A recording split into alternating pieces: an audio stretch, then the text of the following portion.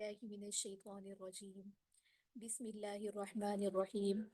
رب اشرح لي صدري ويسر لي أمري واحلل عقدة من لساني يفقه قولي. رب زدني علما. رب زدني علما. رب زدني علما آمین. السلام علیکم ورحمۃ اللہ وبرکاتہ. انشاءاللہ امید ہے کہ آپ کی طرف سب خیر و عافیت ہوگی.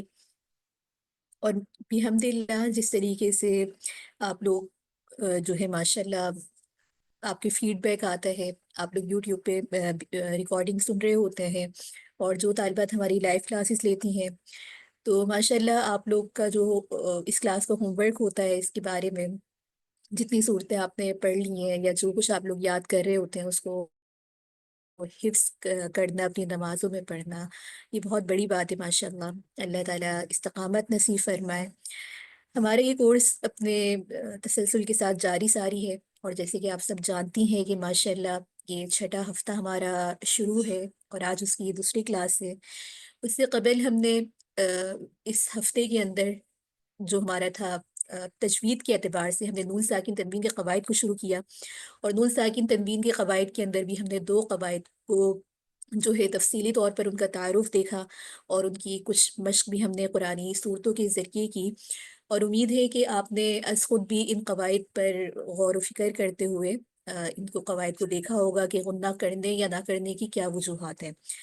تو آپ کے سامنے یہ شیڈول میں دوبارہ سے رکھ رہی ہوں تاکہ آج پتہ ہو کہ آج کی کلاس میں ہم نے کیا چیزیں کور کر دی ہیں. اس سے پہلے ہم نے سورۃ البینہ جو کہ 8 آیات پر مشتمل تھی، بحمداللہ اس کو مکمل کیا. اس کے ساتھ ہی ہم نے سورت کے اندر نون ساکن تنوین کے 4 قواعد میں سے اظہار اور اقلاب کو پڑھا. آج کا جو ہمارا شیڈول ہے، جو کہ اس ہفتے کی چھٹے ہفتے کی ہماری دوسری کلاس ہے، اس میں سورۃ الزلزال جو کہ مختصر سورت ہے، 8 آیات ہیں. آپ میں سے کچھ طالبات کو شاید یاد ہو یا کچھ نے یاد کی ہو، اور جنہوں نے یاد نہیں بھی کی تو آج انشاءاللہ اس سورت کو ہم کریں گے. اور اس کے ساتھ ہی اس کی جو تجوید کے اہم نکات ہوں گے، جیسے کہ سابقہ کلاس میں آپ سے یہ بات ذکر کی گئی تھی کہ انشاءاللہ ہم نون ساکن تنوین کے بقیہ 2 قاعدوں کو اس کلاس میں اس کا تعارف پڑھیں گے، اور اگلی کلاس کے اندر اس کا جو ایک دہرائی ہوگی، اس کی مزید امثال ہوں گی، اس پہ انشاءاللہ کام ہوگا. تو یہ ہے آج کا ہمارا جدول جو آپ کے سامنے دوبارہ رکھا گیا ہے.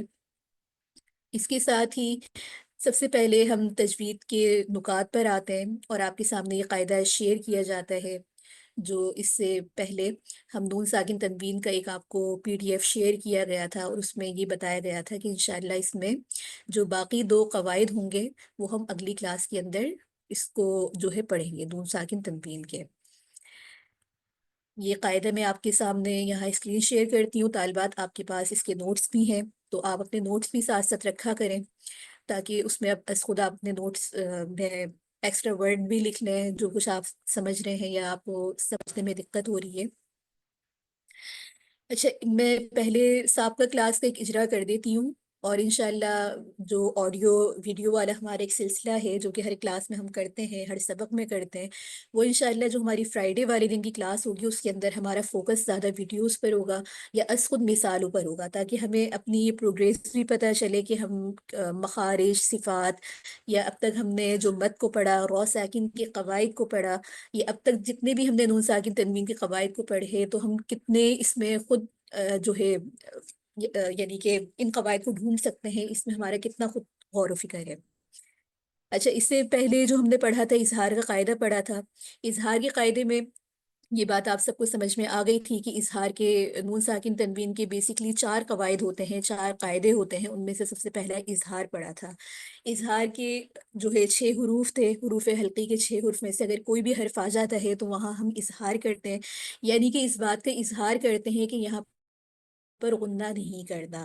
اور اس کو ہم نے مثالوں کے ذریعے بھی دیکھا کہ کسی مثال میں یا تو تنوین ہوگی یا پھر نون ساکن ہوگا، اور اس کو باقاعدہ آپ لوگ نے قرآن کے ذریعے پریکٹس بھی کی تھی. اس کے ساتھ ہی ہم نے جو دوسرا قاعدہ پڑھا تھا وہ تھا اقلاب کا. اقلاب کا صرف ایک ہی حرف تھا، اور اس کی قاعدے کے بارے میں یہی بات پڑھی تھی کہ اقلاب کے معنی ہوتے ہیں بدلنا، قلب سے یہ لفظ ہوتا ہے.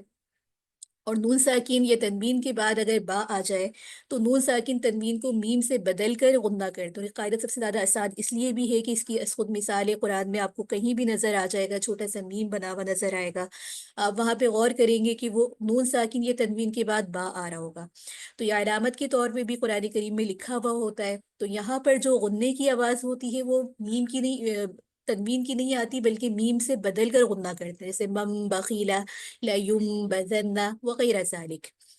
آج کا جو ہم انشاءاللہ قاعدہ پڑھیں گے وہ اخفا کا اور یرملون، اس کے باقی دو قاعدے۔ اچھا، اس میں سے پہلے جو ہم قاعدہ پڑھیں گے وہ ہم یرملون کا قاعدہ پڑھیں گے، ادغام کا، ٹھیک ہے؟ ادغام کا قاعدہ کیا ہے؟ ادغام یعنی کہ ابھی جیسے ہم اظہار کے مطلب پڑھ رہے تھے کہ ظاہر کرنا، ظاہر ہونا، اقلاب کا مطلب بدلنا، ادغام کا مطلب ہوتا ہے مدغم کرنا۔ مدغم یعنی کہ ایک چیز کو دوسری چیز میں داخل کرنا۔ اب ادغام کے کتنے حروف ہیں؟ وہ 6 ہیں، یا، رو، میم، لام، واو، نون۔ ان کا جو بیسکلی مجموعہ بن رہا ہے یرملون۔ میں نے شروع کلاس سے آپ کو یہ بات کہتی ہوں کہ جب بھی ہم عربی حروف اس طرح کے قواعد پڑھ رہے ہوتے ہیں، اس میں آپ مجموعہ یاد کریں تو وہ تمام کے تمام حروف اس کے اندر شامل ہو جاتے ہیں اور کبھی بھی آپ سے کوئی حرف مس نہیں ہوتا۔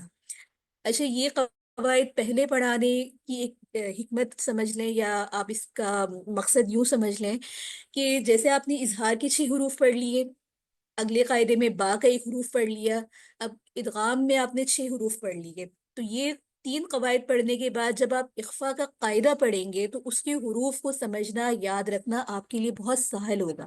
تو اس لیے اس کو ترتیب وائز اس طریقے سے آپ کو نہیں بتایا جا رہا ہے جس طریقے سے آپ کو نوٹس پرووائڈ کیے گئے ہیں، کیونکہ ہمارے نبی کریم صلی اللہ علیہ وآلہ وسلم کا بھی ایک طریقہ کار ہوتا ہے، طریقہ کار ہوتا تھا کہ پہلے آسانی کی طرف جاتے ہیں۔ تو مجھے لگا کہ ہمارے کورس کے حساب سے یہ ہمیں زیادہ سہل رہے گا، تو ہم پہلے آسان چیز کو جو ہے شروع کرتے ہیں، اس کے بعد تھوڑا آسان پہ جب ہماری پریکٹس ہو جائے گی تو پھر اس کے بعد ہم تھوڑا مشکل کی طرف آئیں گے۔ تو یہاں پر اگر آپ دیکھیں تو ادغام کے 6 حروف ہیں، یرملون۔ یرملون میں جتنے ورڈ آ رہے ہیں یہ 6 حروف ہیں اور یہ یرملون کے حروف کہلاتے ہیں۔ یرملون کے حروف یعنی کہ ادغام کے حروف۔ اچھا، یہاں پر کیا ہے کہ نون ساکن یا تنوین کے بعد اگر ان 6 حروف میں سے کوئی بھی حرف آ جائے تو ادغام ہوگا، یعنی کہ نون ساکن یا تنوین کو بعد والے حروف سے ملا دیں گے، مدغم ہوگا اور دونوں ایک ہو جائیں گے۔ یہ تو ایک پہلی بات ہو گئی ہے، مدغم ہو جائیں گے۔ اب ادغام کی بھی جو ہے 2 قسمیں ہوتی ہیں، ادغام بلا غنہ، ادغام مع الغنہ۔ اچھا، ادغام بلا غنہ یعنی کہ غنے کے بغیر، ادغام مع الغنہ یعنی غنے کے ساتھ۔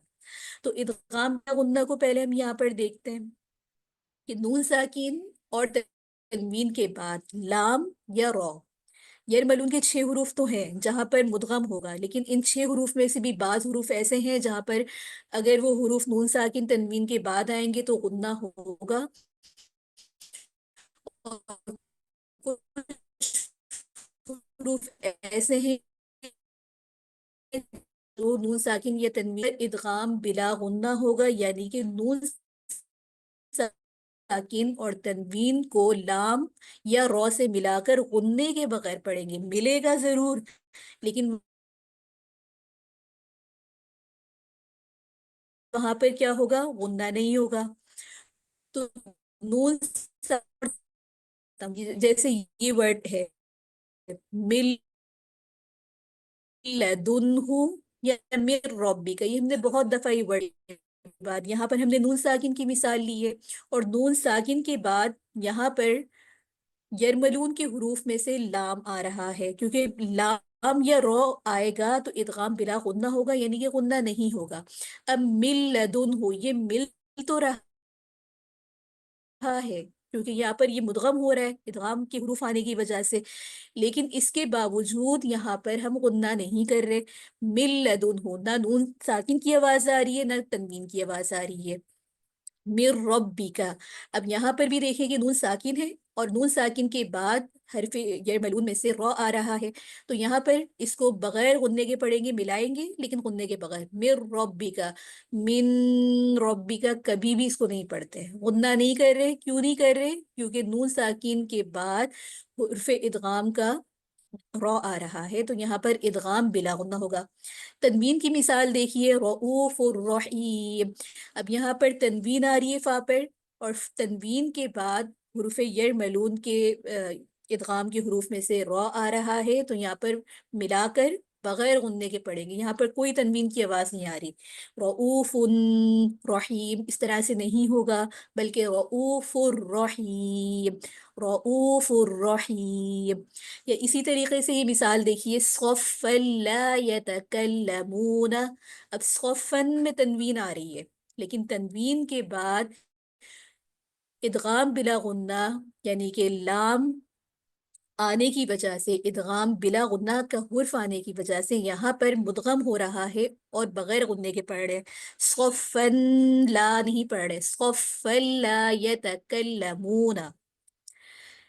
تو یہاں پر یہ اس طریقے سے ادغام بلا غننے کا ایک یہ اس کا قاعدہ ہے۔ اچھا، دوسری طرف اگر ہم دیکھیں تو ادغام، اب دوسرا حرف آ جاتا ہے ادغام مع الغنہ۔ پہلی قسم تھی ادغام مع بلا غنہ، غننے کے بغیر، اب یہاں پر ہے ادغام مع الغنہ۔ اب دو حروف، 6 حروف کا مجموعہ تھا یرملون میں سے، اب اس میں سے لام اور را نکل گئے، تو یہاں پر ادغام مع الغنہ کا مطلب ہے غننے کے ساتھ ملانا۔ حروف ادغام کے 6 حروف میں سے 2 حروف یعنی کہ لام اور را کے بارے میں تو ہم نے اوپر پڑھ لیا، باقی 4 حروف بچے، یم، یمنو، ینمو، یا نون میم واو، مجموعہ یاد کر لیں، باقی لام اور را کو نکال کے بھی جو حروف بچتے ہیں وہ ادغام مع الغنہ کے ہیں۔ تو ان حروف کو جب بھی ہم پڑھیں گے، یعنی کہ نون ساکن تنوین کے بعد ادغام مع الغنہ کی یہ 4 حروف آ جائیں گے، کوئی بھی حرف آ جائے گا تو وہاں پر ملا کر غننے کے ساتھ پڑھیں گے۔ اس کی آپ مثال دیکھیے، جیسے این یؤتا، اب یہاں پر نون ساکن آ رہا ہے اور نون ساکن کے بعد حروف یرملون کے 6 حرف میں سے ادغام کے 4 حروف میں سے یا آ رہا ہے، یعنی کہ ہم اس کو یوں کہہ سکتے ہیں کہ نون ساکن کے بعد ادغام مع الغنہ کے 4 حروف آ رہا ہے، تو یہاں پر ہم غننے کے ساتھ اسی طرح اب یہاں پہ آپ دیکھیں تو تنوین تنوین ہو سکتی ہے، 2 زبر بھی ہو سکتے ہیں، 2 زیر بھی ہو سکتے ہیں۔ ہم نے دیکھا کہ یہاں ادغام مع الغنہ کے حروف میں سے واو آ رہا ہے، تو یہاں پر کیا ہو رہا ہے، اگر ہم یہاں پر غنہ کر رہے ہیں اور جو ہے مل بھی رہا ہے، ادغام بھی ہو رہا ہے اور غنہ بھی ہو رہا ہے۔ اسی طریقے جب آپ اس کو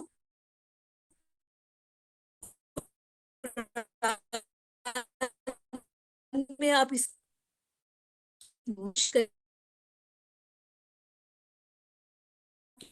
ہم سارا کہ ہماری یہ مثال فَمَن يَعْمَلْ، ویسے جزم نہیں ہے، لیکن اگر آپ یہاں پر جو ہے عام مصحف میں دیکھیں تو وہاں پر آپ کو یہ نظر آئے گا کہ اس میں جزم اس طریقے سے لکھا ہوا ہے، تو وہ ہے فَمَن يَعْمَلْ کا حرف آ رہا ہے۔ اب ادغام کے بھی کون سے حرف آ رہے ہیں، ادغام مع الغنہ یا، فَمَن يَعْمَلْ، اب یہ مل بھی رہا ہے اور یہاں پر غنہ بھی ہو رہا ہے، فَمَن يَعْمَلْ مِثْقَالَ ذَرَّةٍ خَيْرًا يَرَهُ۔ اب یہ نون ساکن کی مثال ہے فَمَن يَعْمَلْ، اور یہاں پر یہ دیکھیے تنوین کے ساتھ مثال آ رہی ہے، خَيْرًا، تنوین آ رہی ہے اور تنوین کے بعد حروف یرملون ادغام مع الغنہ کے حروف میں سے کیا آ رہا ہے، یہاں پر یا آ رہا ہے، تو یہاں پر کیا ہوگا، غنہ ہوگا۔ آپ قرآن کریم میں خود غور کریں تو آپ کو نون ساکن تنوین کی اتنی مثالیں ملیں گی، کہیں پہ اخفا کی، کہیں پہ ادغام کی، کہیں پہ اظہار کی، تو وہ غنہ کرنے اور نہ کرنے کی از خود وجہ آپ کو سمجھ میں آئے گی کہ میں یہاں غنہ کر رہی ہوں تو کیوں کر رہی ہوں، اور یہاں غنہ نہیں کرنا تو کیوں نہیں کرنا۔ اسی طریقے سے یہاں پر یہ مثال دیکھیں کہ اشتاتا لیروا، اب اشتاتن، دو تنوین آ رہی ہے اور تنوین کے بعد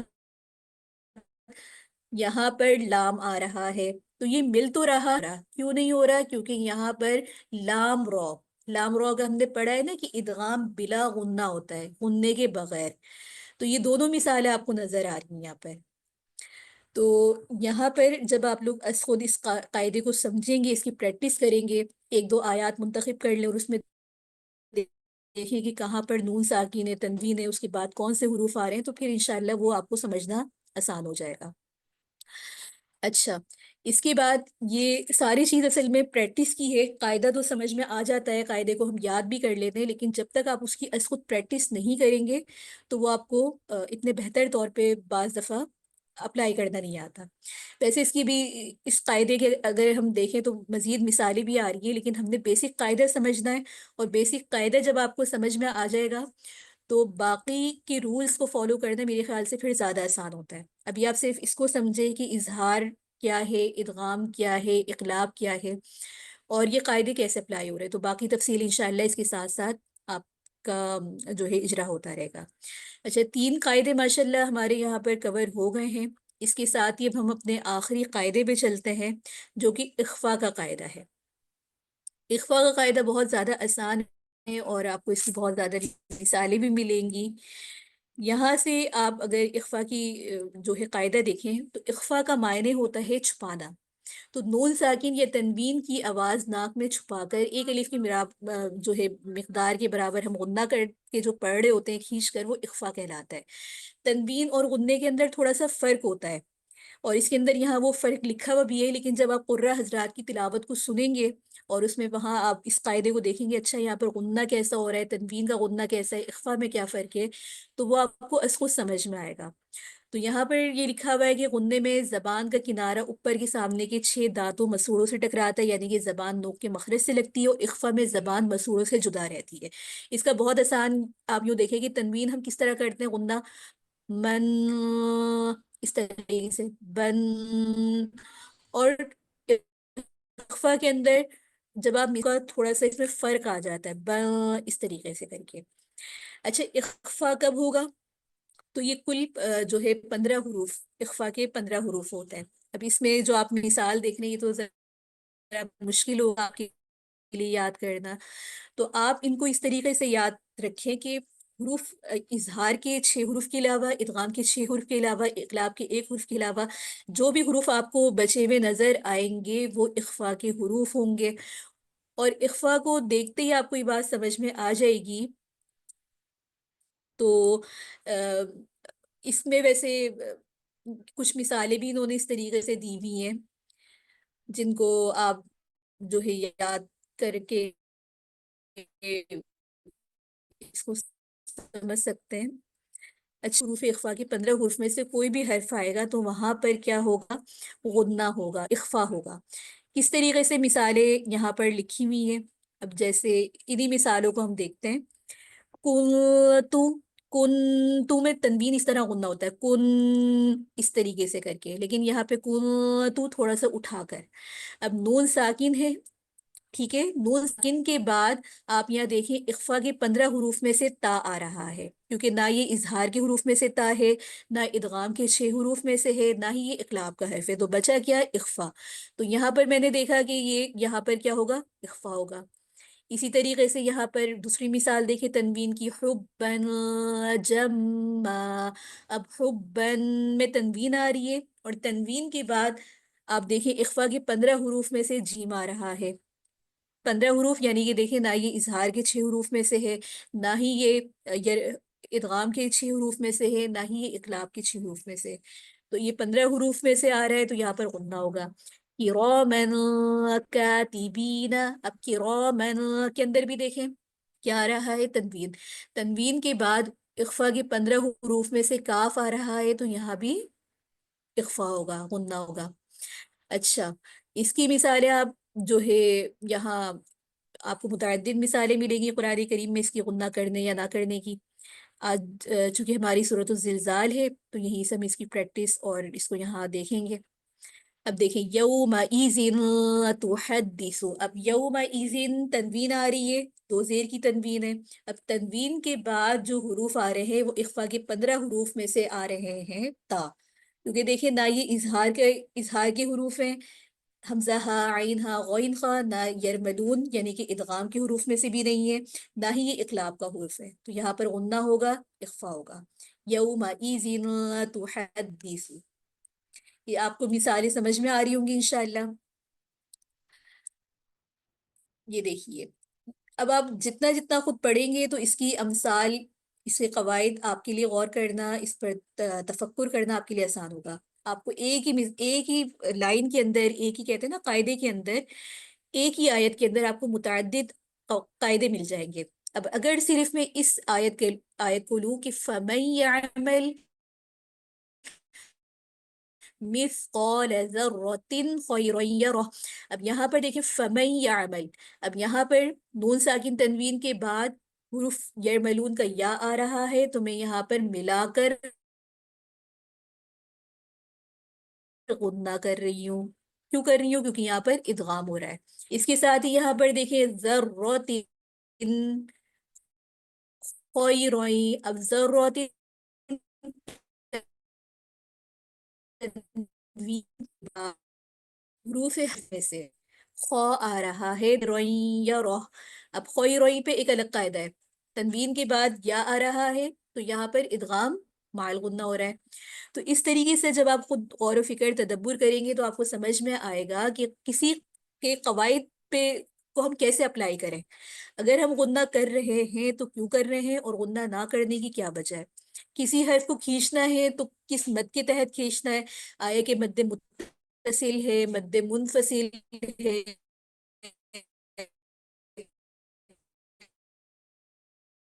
یا کون سا مد ہے، کیوں کھینچ رہے ہیں، یا ہے کہ اس کا ہا ایک مخرج ہے، اس کی صفت کیا ہے، اس کو ہم کیسی ادائیگی کر رہے ہیں، صفات لازمہ ہے، صفات عارضہ ہے۔ تو کتنی آسان چیزیں اب تک آپ نے 6 ہفتے کے اس کورس کے اندر، امید ہے کہ آپ نے نئی انداز سے سیکھی ہوں گی۔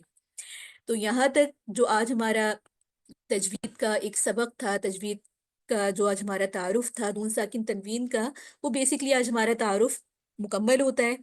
اگلی کلاس کے اندر ہم انشاءاللہ پوری کوشش ہوگی کہ اس کو آڈیو ویڈیو کے ذریعے اس کو سنیں، تاکہ ہمیں ان کا تھوڑا سا مزید سن کر بھی ہمیں اندازہ ہو کہ غنہ کس طریقے سے ہو رہا ہے۔ اس کے ساتھ ہی اصل جو ہمارا کام از خود یہ ہے کہ جب ہم تلاوت کریں تو ہم کچھ نہ کچھ اس کی امثال پر غور کریں، اس کو انڈر لائن کریں۔ اس کا یہ طریقہ ہے، ویسے تجویدی قرآن کریم بھی آ رہے ہوتے ہیں جہاں پر اب تو بہت آسان ہو گیا ہے، اخفا، ادغام، اقلاب کی باقاعدہ نشان ہوتے ہیں۔ اگر آپ کے پاس سادہ مصحف ہے تو وہاں پر آپ خود لگا رہے ہیں، جیسے آپ نے کچھ کلر، دو مارکر آپ نے سلیکٹ کر لیے، دو کلر سلیکٹ کر لیے کہ اچھا جہاں پر ادغام ہوگا وہاں پر ایک گول ڈاٹ اس کلر کا بنانا ہے، جہاں پر اخفا ہوگا وہاں پر اس کلر کا بنانا ہے۔ تو یہ ہوتی ہے جب آپ خود از خود پریکٹس کریں گے، اپنے طور پہ اس کے نوٹس وغیرہ بھی بنائیں گے، اپنے نوٹس لکھیں گے، تو انشاءاللہ یہ آپ کا جو ہے آہستہ آہستہ خود آپ کے قواعد میں پختگی آئے گی۔ یہاں تک میری بات مکمل ہوتی ہے۔ اگر آپ میں سے کسی کا کوئی سوال ہے تو وہ یہاں سوال کر سکتے ہیں، کسی کو کوئی چیز سمجھ میں نہیں آئی۔ اس کے بعد ہم اپنے ترجمے لفظی با محاورے کی طرف چلتے ہیں۔ صحیح، جزاک اللہ خیر۔ وہی کی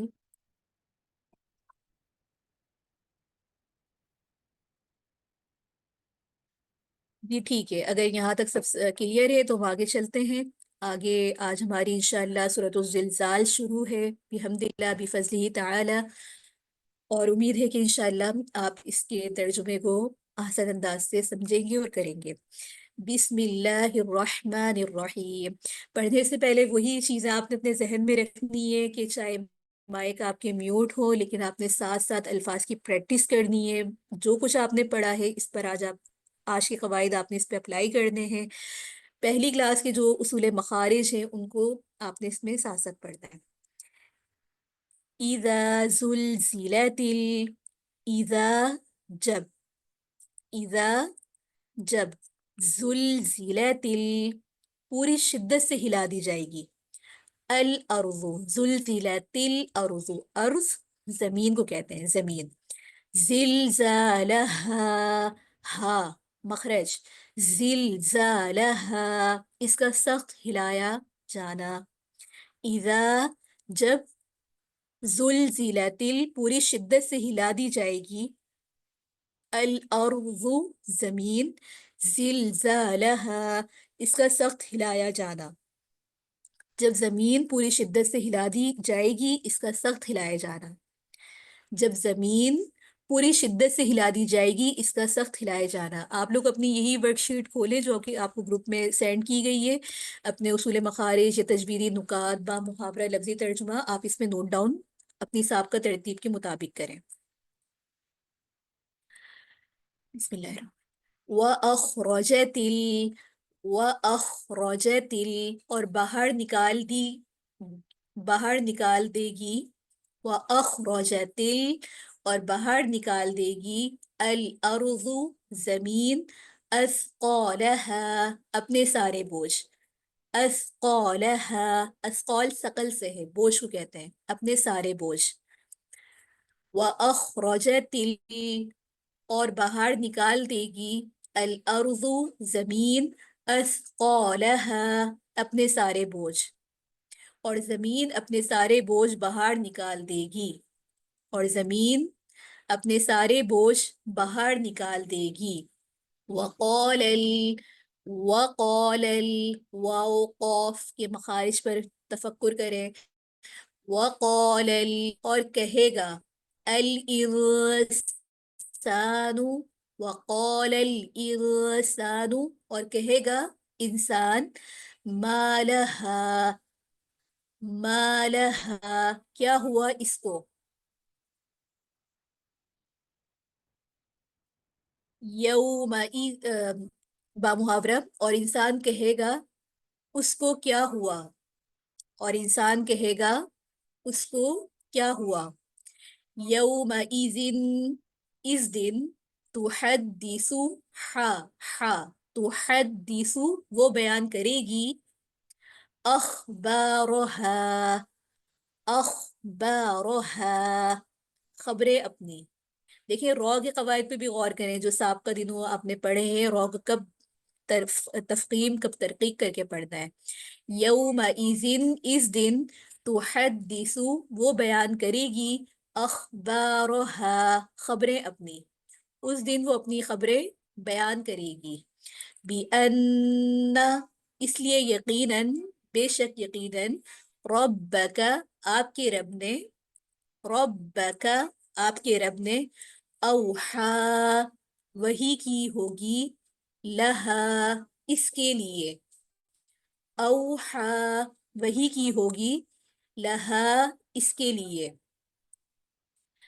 اس کے لیے آپ کے رب نے اسے وحی کی ہوگی. اس کے لیے آپ کے رب نے اسے وحی کی ہوگی. یومئذ اس دن. یصدر پلٹیں گے. یصدر پلٹیں گے. الناس لوگ. یصدر الناس پلٹیں گے لوگ. اشتاتا الگ الگ. لیورو تاکہ ان کو دکھائے جائے. تاکہ ان کو دکھائے جائیں. دیکھیں یہاں پر اگر آپ غور کریں صاحب کا قاعدہ جو ہم نے واو لین واو مدہ کے پڑھے ہیں وہ بھی حروف نظر آئیں گے. دیکھیں تجوید کا ایک سمندر ہے، بس ہمارا غور فکر کرنے کی ضرورت ہے. لیورو تاکہ ان کو دکھایا جائے. اعمالہم اعمال ان کے. اعمالہم اعمال ان کے. جس دن لوگ الگ الگ پلٹیں گے تاکہ ان کے اعمال ان کو دکھائے جائیں. جس دن لوگ الگ الگ پلٹیں گے تاکہ ان کے اعمال ان کو دکھائے جائیں.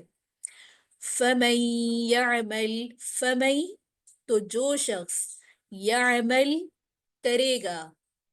مثقال مثقال وزن کے برابر. ذرۃ ذرے کے. خیرین نیکی. یرہ وہ دیکھ لے گا اس کو. یرہ یرہ وقفاً یرہ وہ دیکھ لے گا اس کو.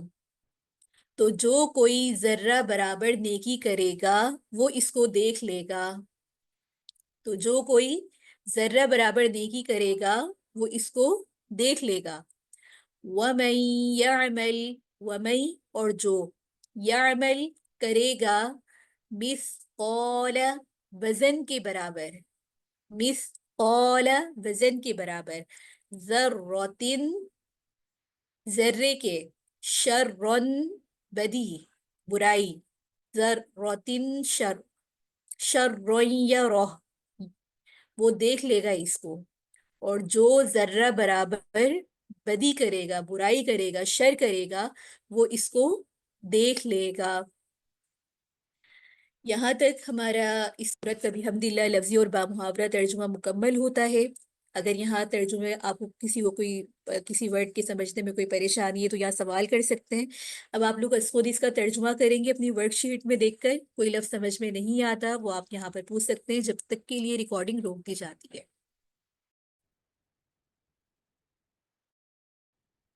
جزاک اللہ خیرن کثیرن بحمد اللہ، آپ لوگ نے بہت اچھے انداز سے اس کے ترجمے کو سمجھا۔ اللہ تعالیٰ آپ کے علم میں اضافہ فرمائے۔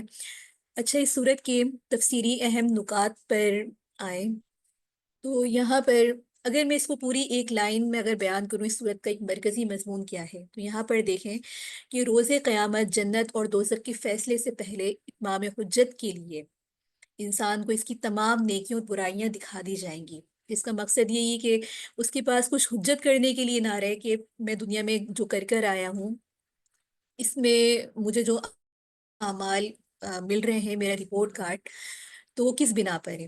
تو یہاں پر دیکھیں اس میں بتایا جا رہا ہے کہ روز قیامت انسان کو اس کی خیر شر سب کچھ دکھا دیا جائے گا۔ آپ اپنی ورک شیٹ کھولیں اور اس کے اندر تعارف تو یقیناً آپ سب نے پڑھ ہی لیا ہوگا جو اس کا مقصد ہے، صورت میں جو مضامین ہے۔ اما پاری کی جو صورتیں ہیں اگرچہ بہت مختصر ہیں لیکن یہ اپنی جامعیت کے اعتبار سے اگر آپ دیکھیں تو انسان کو پوری زندگی کی ایک رپورٹ، پورا اس کا ایک نامہ اعمال وہ جس انداز میں بتایا گیا ہے کہ گویا کہ دنیا میں آپ جتنے سال بھی گزار لو، قرآن اس کو چند الفاظ میں آپ کا رزلٹ بتا رہا ہے کہ کس طرف جا رہے ہو اور آپ کو کیا مل رہا ہے۔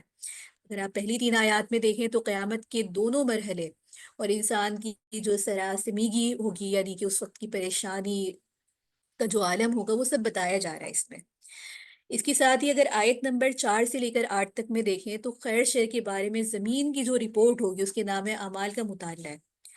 یہاں پر یہ بات بڑی اہمیت کا ایک طریقے سے حامل ہے اگر اس کے ہم مضامین کو دیکھیں کہ پہلی 3 آیات میں قیامت کی ایک منظر کشی پیش کی گئی ہے کہ جب زمین اپنی پوری شدت سے ہلا دی جائے گی اور زمین اپنے اندر کا سارا بوجھ نکال ڈالے گی اور انسان پکار اٹھے گا کہ اس کو کیا ہو گیا۔ یہ بڑی حیرت سے یہاں ایک لفظ بتایا جا رہا ہے وقال الانسان ما لہا۔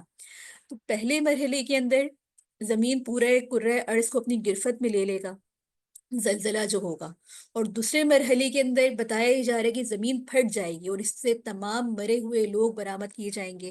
زمین گزرے ہوئے حالات سنائے گی اور اس موقع پر انسان کی کیا حالت ہوگی کہ انسان کی حیرت، تعجب، خوف، سراسیمگی کی ایک تصویر کشی کی گئی ہے کہ وہ جب یہ ساری چیزیں نکلتا ہوا دیکھے گا، زمین کا زلزلہ کا دیکھے گا، پھٹ جانا دیکھے گا، مردے اس میں سے نکل آئیں گے، زمین احوال سنائے گی تو انسان ایک حیرت تعجب سے دیکھے گا کہ اس کو کیا ہو گیا۔ جبکہ اگلی 4 آیات کے اندر اگر ہم دیکھیں تو یہاں پر اللہ تعالیٰ کی طرف سے زمین کو زبان عطا کی جائے گی کہ وہ گزرے ہوئے سچے واقعات بیان کرے۔ لوگ متفرق حالات میں اپنے اچھے اور برے اعمال کے ساتھ حاضر ہوں گے اور اپنے اپنے نامہ اعمال کو، اپنی نیکیاں، اپنی برائیاں خود اپنی آنکھوں سے دیکھ لیں گے تاکہ ان کے پاس کوئی حجت ہی نہ رہے۔ تو اس پورے مضمون کو اس صورت میں اس طریقے سے بیان کیا گیا ہے۔ اچھا، یہاں پر یہ تو ایک اس کا مرکزی مضمون تھا اور اس کے بارے میں، اس کے شان نزول کے بارے میں کچھ روایات میں یہ آتا ہے کہ یہ آیت ان 2 آدمیوں کے بارے میں نازل ہوئی۔ ان میں سے ایک کے پاس ایک سائل آئے تو اس آدمی نے اس بات کو معمولی خیال کیا کہ وہ اس کو کھجور کا یا روٹی کا ٹکڑا یا اخروٹ دے دے، اور دوسرا آدمی معمولی گناہوں کو قابل التفا بھی نہیں سمجھتا تھا، تھوڑا بہت جھوٹ بولنا یا غیبت کرنا یا کوئی بھی ایسا جرم اس کو بڑا جرم نہیں خیال کرتا تھا۔ تو اس پر اللہ تعالیٰ نے یہ آیات نازل فرمائی جن میں ان کو یہ ترغیب دی گئی کہ معمولی نیکی بھی کرو تو وہ آہستہ آہستہ زیادہ ہوگی، اور اسی طریقے سے اگر معمولی گناہ سے ڈرایا جا رہا ہے کہ رفتہ رفتہ وہ بھی زیادہ ہوں گے۔ اس کے ساتھ ہی یہاں پر حدیث نبوی میں यहाँ پر कुछ जो आयात हैं फमन यामल मिस्काल ज़र्रतिन खैरन यरह व मन यामल मिस्काल ज़र्रतिन शर्रन यरह। तो हदीस नबवी में इन दो आयात के लिए अल जामिअतुल फाइज़ा का लफ्ज़ आया है, यानी कि जो अपनी असल इनमें बयान कर दी गई है वो जामे और मुनफरिद है। इसमें शक नहीं कि ये आयात जो है कानून मजाजात की एक तस्वीर कशी नहायत ही खुश उसलूबी खुश अंदाजी के साथ अपनी जामियत के साथ कर रही है। इसके साथ ही यहाँ पर एक और रिवायत में आता है कि हज़रत अनस रजी अल्लाह ताला अन्हु से रिवायत है, कुछ रिवायत में आता है कि सूरत ज़िलज़ाल की तिलावत करना जो है निफ्स कुरान की सवाब के बराबर है। और दीगर ये जो अहादीस हैं फ़ज़ाइल के एतबार से हैं, लेकिन इनमें कुछ रिसोर्सेज जो हमारे यहाँ काफ़ी बढ़ चढ़ के लोग बता रहे होते हैं, और सिर्फ बास दफ़ा लोग इन सूरत के पढ़ने पे पूरे कुरान के सवाब का इत्तेफा कर लेते हैं। तो ये करना जो है, कुछ अहादीस में ऐसी रिवायात जिनमें इनका तिहाई कुरान होना या निफ्स कुरान होना, वो रिवायात अहादीस की रूह से कुछ रिवायत गरीब है। ठीक है। अच्छा, इसके साथ यहाँ पर अ, हम अगर इसकी एक प्रॉपर अब तफसीर के ऊपर आए, अभी तो एक जामे खुलासा हमारे सामने आया। तो इज़ा ज़ुलज़िलतिल अर्ज़ु ज़िलज़ालहा, इसमें ये इख्तिलाफ है, ये आरा मुख्तलिफ हैं कि यहाँ पर जिस जल्जले का जिक्र है वो कौन सा जल्जला है, जो दफ़ा उला यानी कि पहले दुनिया में होगा, जैसे कि अलामत क़यामत में इस जल्जले का जिक्र आया है, या इस जल्जले से मुराद नफ़क़ा सानिया है कि जिसके बाद मुर्दा जिंदा होकर ज़मीन से उठेंगे, ये उस वक्त का जल्जला है। तो इसमें मुफस्सिरीन हजरात के मुतअद्दिद अक़वाल हैं, और यही फरमाते हैं कि एक नफ़क़े अव्वल से पहले दूसरा नफ़क़ा सानिया, दो के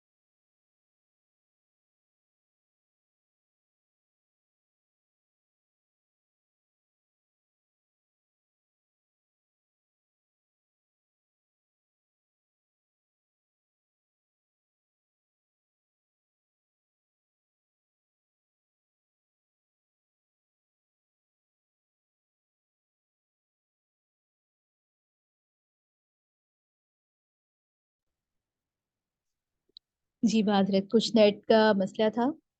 उम्मीद है कि अब यहाँ अभी आपको आवाज़ सही आ रही होगी। अच्छा, यहाँ पर ये बात है कि जिस शख्स ने अपने माल की वजह से अपने रिश्तेदारों से कतई ताल्लुक किया होगा, तो वो शख्स भी ये कहेगा कि ये वो माल है जिसके लिए मैंने जो है कतई ताल्लुक किया था, ये वो चीज़ है जिसके लिए मैंने हरकत की थी। चोर जिसका हाथ चोर की सजा की वजह से काटा गया होगा, वो इसको देख कर कहेगा कि इसके लिए मैंने अपना हाथ गंवाया था। फिर कोई भी इस सोने की तरफ रुजू नहीं करेगा, क्योंकि उस वक्त तमाम अहवाल देख लेंगे और उसकी हकीकत देख लेंगे कि किस माल के लिए उन्होंने क्या क्या बड़े बड़े गुनाह किए। इसके साथ ही यहाँ पर फमन यामल मिस्काल ज़र्रतिन खैरन यरह, इस आयत में खैर से मुराद वो खैर है जो शरन मोतबर है, यानी कि जो ईमान के साथ हो। बगैर ईमान के अल्लाह के नज़दीक कोई भी नेक अमल नेक ही नहीं है। ये बात याद रखिए कि ईमान बहुत बड़ी चीज़ है, यानी कि आखिरत में ऐसे नेक अमाल का जो अ, यानी कि कुफर में किया था, इसका तो कोई एतबार ही नहीं होगा। दुनिया में इसको इसका बदला दे दिया जाएगा। इसीलिए शायद से इस बात पर इस्तेदलाल किया जाता है कि जिस शख्स के दिल में भी जर्रा बराबर ईमान होगा, वो बिल आखिर जहन्नुम से निकाल दिया जाएगा। کیونکہ شاید کے وعدے کے مطابق اس کو اپنی نیکی کا پھل بھی آخرت میں ضرور ملے گا. اور کوئی بھی نیکی ہو وہ ایمان جو ہے خود بہت بڑی نیکی ہے. اگرچہ کوئی نیکی نہ ہو لیکن اس کے پاس ایمان ہے نا تو وہ بہت بڑی نیکی ہے. اسی لیے کوئی مومن کتنا ہی گنہگار کیوں نہ ہو ہمیشہ جہنم میں نہیں رہے گا. البتہ کافر نے اگر دنیا میں کچھ نیک اعمال کیے بھی ہیں تو شرط ان اعمال کی قبولیت کی یہی ہے کہ اس کا ایمان ہونا. اگر ایمان نہیں ہے تو ایمان نہ ہونے کی وجہ سے اس کے تمام اعمال نیک اعمال کالعدم ہو جائیں گے اور اس کا آخرت میں کوئی بھی خیر نہیں ہوگا. یہ بہت بڑی بات ہے.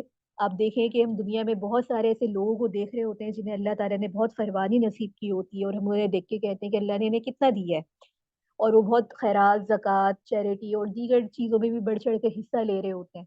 لیکن اگر ایمان نہیں ہے ایمان کی دولت نہیں ہے تو ان کا یہ صدقہ کرنا صرف دنیا میں ان کے لیے باعث خیر ہو سکتا ہے. آخرت میں ایمان کے بغیر یہ چیزیں قابل قبول نہیں ہیں.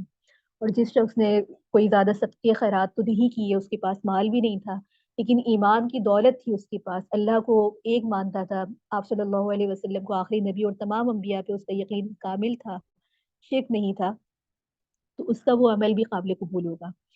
اس کے ساتھ ہی آگے وَمَن يَعْمَلْ مِثْقَالَ ذَرَّةٍ شَرًّا يَرَهُ تو اس سے مراد وہ شر ہے جس سے اپنی زندگی میں توبہ نہ کی ہو. ایسا گناہ جس سے توبہ نہیں کی ہو کیونکہ توبہ سے گناہوں کا معاف ہونا تو قرآن سنت میں یقینی طور پر ثابت ہے. البتہ جس گناہ سے توبہ نہ کی ہو وہ چھوٹا ہو یا بڑا آخرت میں اس کا نتیجہ وہ ضرور سامنے آئے گا.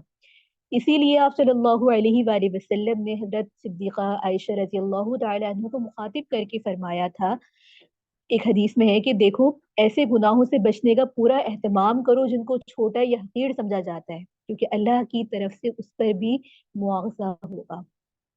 اسی طریقے سے ایک اور روایت میں حضرت عبداللہ بن مسعود نے کی روایت میں ہے کہ قرآن کریم کی سب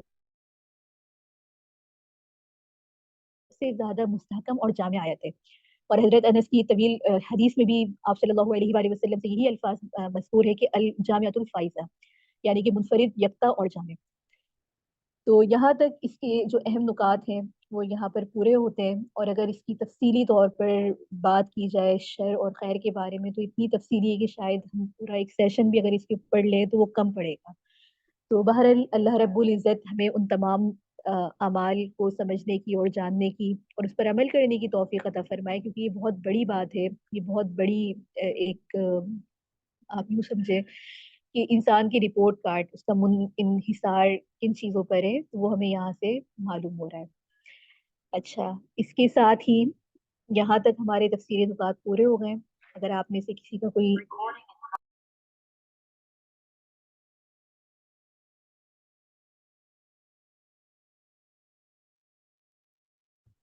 اور اس کے بعد ہم جو ہے اس صورت کو آگے تلاوت کی طرف چلتے ہیں. تلاوت کے بعد جیسے کہ ہماری روٹین ہے سابقہ کہ ہم جو ہے اس صورت کو یاد کرتے ہیں اور پہلے اس کی تلاوت سنتے ہیں.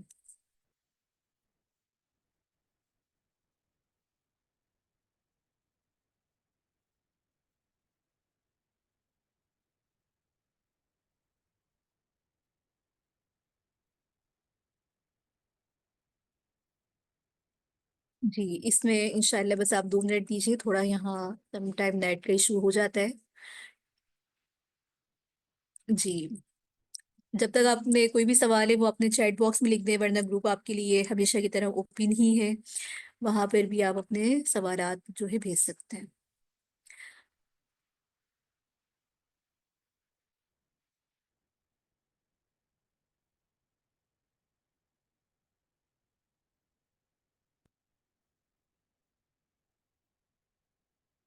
إذا زلزلت الأرض زلزالها وأخرجت الأرض أثقالها وقال الإنسان ما لها يومئذ تحدث أخبارها بأن ربك أوحى لها يومئذ يصدر الناس أشتاتا ليروا أعمالهم فمن يعمل مثقال ذرة خيرا يره ومن يعمل مثقال ذرة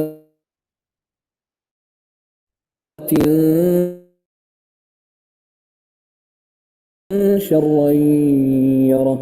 کہ اپنے مخارج کو امپروو کریں، اور دیکھیے کہ آج جو ہم نے غنہ نون ساکن تنوین کے قواعد پڑھے ہیں، اس میں غنہ کس طریقے سے ہو رہا ہے۔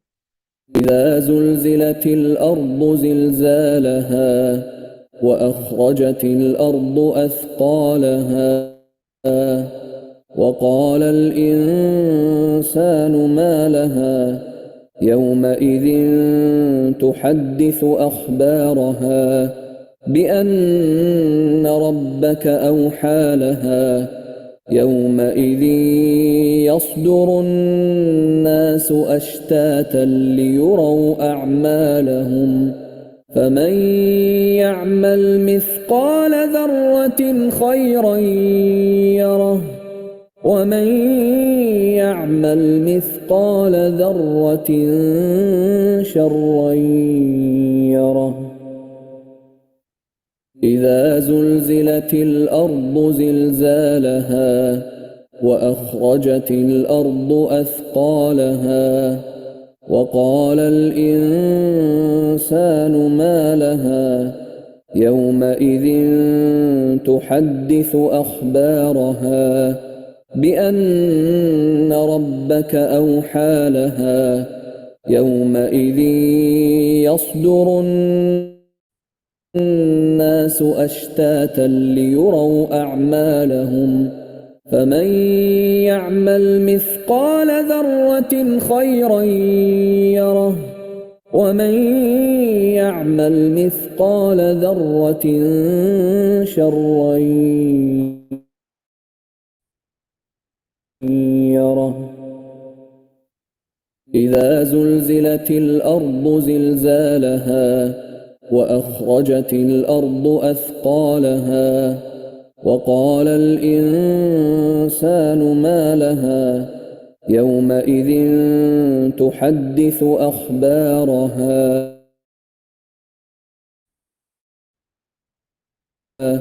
بأن ربك أوحى لها يومئذ يصدر الناس أشتاتا ليروا أعمالهم فمن يعمل مثقال ذرة خيرا يره ومن يعمل مثقال ذرة شرا یہ آپ يره. کی سیکنڈ لاسٹ ٹائم دوبارہ لگائی جا رہی ہے، اور اس کے بعد انشاءاللہ 45 منٹ کا ٹائم ہوگا آپ کے پاس. آپ اس صورت کو اور سابقہ صورت کو بھی آپ جو ہے اس میں یاد کر سکتے ہیں. جزاک اللہ. إذا زلزلت الأرض زلزالها وأخرجت الأرض أثقالها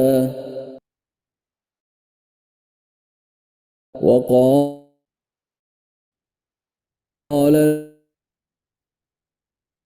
ربك أوحى لها يومئذ يصدر الناس أشتاتا ليروا أعمالهم فمن يعمل مثقال ذرة خيرا يره ومن يعمل شرا يره.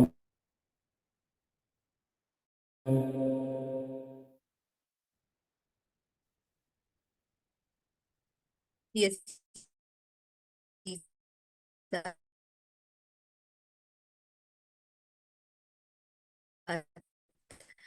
اب آپ شروع کریں جب تک ریکارڈنگ تھی منٹ کے بعد انشاءاللہ.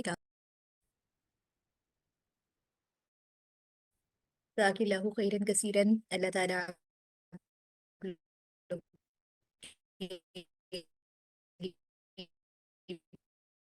اضافہ فرمائے، اور اور لگن سے آپ لوگ وقت دیں. اللہ رکھیے. رحمۃ اللہ وبرکاتہ.